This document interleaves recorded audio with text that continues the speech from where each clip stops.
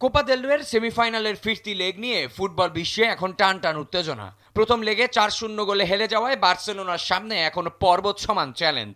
তবে ঘরের মাঠ ক্যাম্প নৌতে অসম্ভবকে সম্ভব করার স্বপ্ন দেখছেন কোচ হান্সি ফ্লিক। ভিলারিয়ালের বিপক্ষে 4-1 গোলের দুর্দান্ত জয়ের পর দলের আত্মবিশ্বাস এখন তুঙ্গে। ফ্লিক মনে করেন সেই একই ছন্দে খেলতে পারলে অ্যাটলেটিকো মাদ্রিদের বিপক্ষে ঘুরে দাঁড়ানো সম্ভব। যদিও লেভেনডস্কি, গাভি আর ফ্র্যাঙ্কি ডিয়ং এর মতো তারকাদের ছাড়া কাজটা মোটেও সহজ হবে না। তবুও হাল ছাড়তে রাজি নন এই জার্মান কোচ।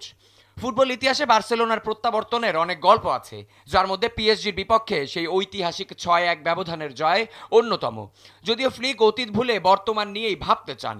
তার লক্ষ্য পরিষ্কার, মাঠে আগ্রাসী ফুটবল খেলা এবং শুরুতেই গোল করে প্রতিপক্ষকে চাপে রাখা। বাংলাদেশ সময় মঙ্গলবার রাত 2টায় শুরু হতে যাওয়া এই ম্যাচে বার্সেলোনা কি পারবে 4 গোলের ব্যবধান ঘুচিয়ে ফাইনালে উঠতে? পুরো ফুটবল বিশ্বের নজর এখন ক্যাম্প নৌয়ের এই রোমাঞ্চকর লড়াইয়ের দিকে।